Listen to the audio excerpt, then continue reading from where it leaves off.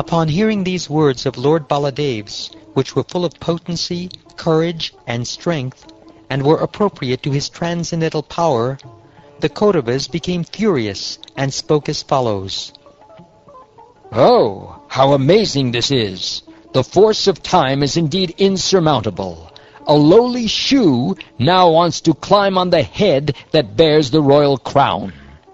It is because these Vrishnis are bound to us by marital ties that we have granted them equality, allowing them to share our beds, seats, and meals.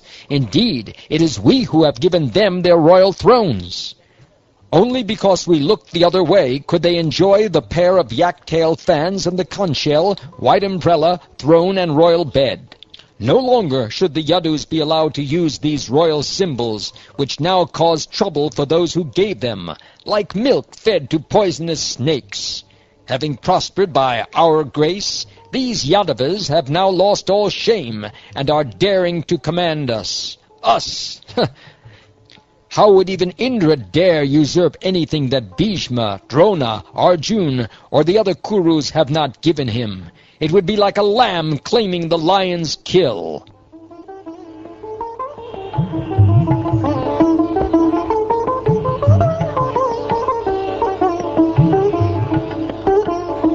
O best of the Bharatas, after the arrogant Kurus, thoroughly puffed up by the opulence of their high birth and relations, had spoken these harsh words to Lord Balaram, they turned and went back to their city.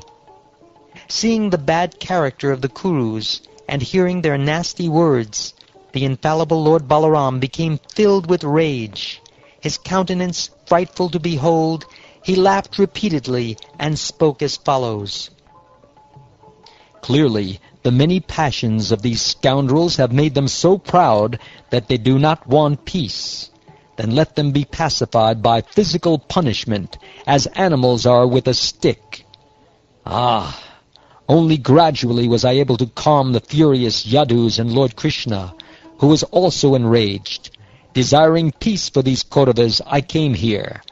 But they are so dull-headed, fond of quarrel and mischievous by nature, that they have repeatedly disrespected me. Out of conceit, they dared to address me with harsh words.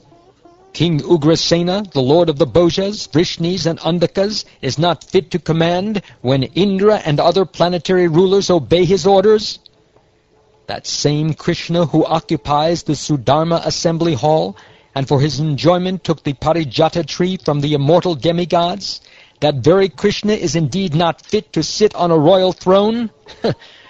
The goddess of fortune herself, ruler of the entire universe, worships his feet. And the master of the goddess of fortune does not deserve the paraphernalia of a mortal king? The dust of Krishna's lotus feet, which is the source of holiness for all places of pilgrimage, is worshipped by all the great demigods. The principal deities of all planets are engaged in his service, and they consider themselves most fortunate to take the dust of the lotus feet of Krishna on their crowns. Great demigods like Lord Brahma and Lord Shiva, and even the goddess of fortune and I, are simply parts of his spiritual identity, and we also carefully carry that dust on our heads. And still, Krishna is not fit to use the royal insignia, or even sit on the royal throne? We Vrishnis enjoy only whatever small parcel of land the Kurus allow us? And we are indeed shoes, whereas the Kurus are the head? Just see how these puffed-up Kurus are intoxicated with their so-called power, like ordinary drunken men. What actual ruler, with the power to command, would tolerate their foolish, nasty words? Today, yes, today I shall rid the earth of the Kauravas.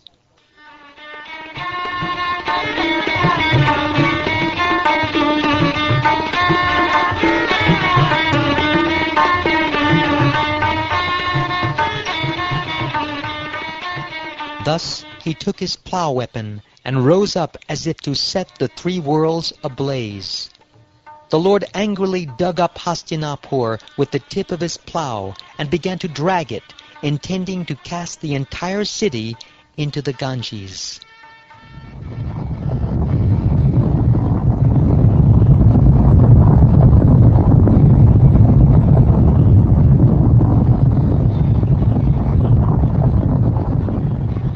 that their city was tumbling about like a raft at sea as it was being dragged away, and that it was about to fall into the Ganges, the Kauravas became terrified. To save their lives, they approached the Lord for shelter, taking their families with them. Placing Samba and Lakshmana in front, they joined their palms in supplication. The Kauravas then said, O Ram, Ram, foundation of everything, we know nothing of your power. Please excuse our offense, for we are ignorant and misguided. You alone caused the creation, maintenance, and annihilation of the cosmos, and of you there is no prior cause. Indeed, O Lord, authorities say that the worlds are mere playthings for you as you perform your pastimes.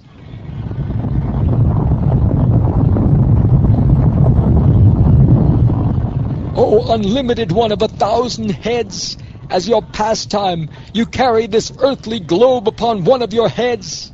At the time of annihilation, you withdraw the entire universe within your body, and, remaining all alone, lie down to rest.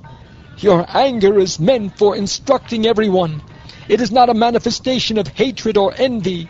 O Supreme Lord, you sustain the pure mode of goodness, and you become angry only to maintain and protect this world. We bow down to you, O soul of all beings, O wielder of all potencies, O tireless maker of the universe. Offering you obeisances, we take shelter of you.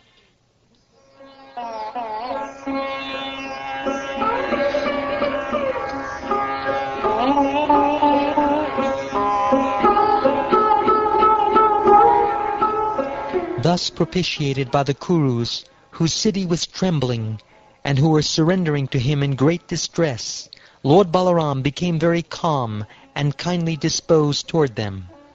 "Do not be afraid," he said, and took away their fear.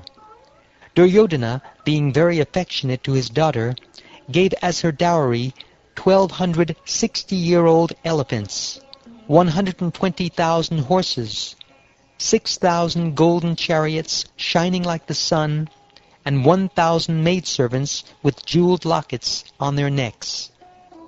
The Supreme Lord, chief of the Yadavas, accepted all these gifts, and then departed with his son and daughter-in-law, as his well-wishers bid him farewell. Then Lord Halayuda entered his city of Dwarka, and met his relatives, whose hearts were all bound to him in loving attachment. In the assembly hall, he reported to the Yadu leaders everything about his dealings with the Kurus.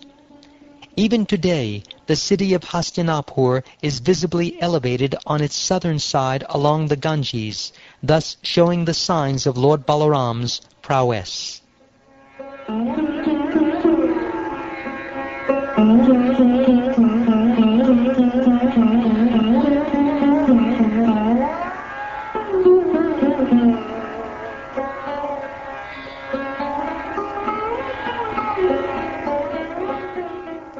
Thus ends the 68th chapter of the 10th canto of the Shrimad Bhagavatam, entitled The Marriage of Samba.